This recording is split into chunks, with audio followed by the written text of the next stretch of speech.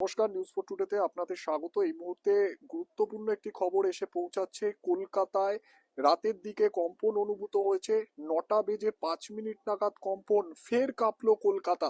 আবারও আফটার শকের একটা সম্ভাবনা থাকছে, এমনটাই কিন্তু মনে করা হচ্ছে। এই মুহূর্তে দর্শকদের আরো একবার জানাবো, কলকাতায় কম্পন জানা যাচ্ছে।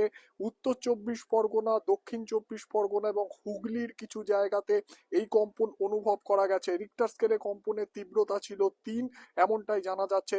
দর্শকদের আরো একবার জানাবো, বড় খবর এই মুহূর্তে সামনে আসছে। কলকাতার একাধিক জায়গায় মৃদু কম্পন অনুভূত হয়েছে।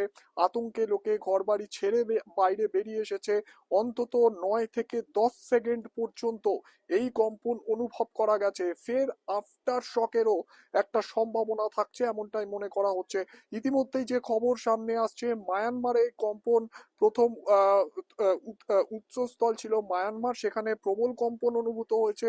রিক্টার স্কেলে কম্পনের তীব্রতা ছিল 6। মায়ানমারের সেই কম্পনের আজ গিয়ে পড়ে বাংলাদেশেও।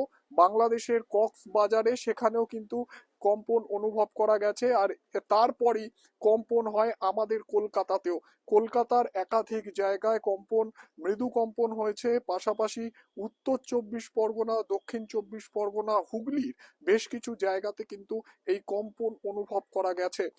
আবারও একটা আফটার শকের সম্ভাবনা থাকছে, তাই সকলকে সতর্ক থাকার বার্তা আরো একবার দর্শকদের জানাচ্ছি। কম্পন কলকাতায় রাত 9:05 নাগাদ কম্পন হয়েছে, এমনটাই খবর। ফের আফটার শকের সম্ভাবনা। মায়ানমারে এই কম্পনের উৎসস্থল জানা যাচ্ছে, সেখানে 6, রিক্টার স্কেলে 6 মাত্রায় কম্পন হয়েছে। মায়ানমারে ভয়াল কম্পন এবং সেখানে রিক্টার স্কেলে কম্পনের তীব্রতা ছিল 6। মায়ানমারের পর সীমান্তবর্তী যে এলাকা রয়েছে বাংলাদেশ, এবং বাংলাদেশের কক্সবাজারেও প্রবল কম্পন অনুভব করা গিয়েছে। তারপরই রাত 9:05 নাগাদ কেঁপে ওঠে কলকাতা। কলকাতার একাধিক জায়গায় কিন্তু এই কম্পন অনুভব করা গিয়েছে। কম্পনের সময় ছিল 9 থেকে 10 সেকেন্ড মতন। পাশাপাশি রিক্টার স্কেলে জানা যাচ্ছে কম্পনের তীব্রতা ছিল 3।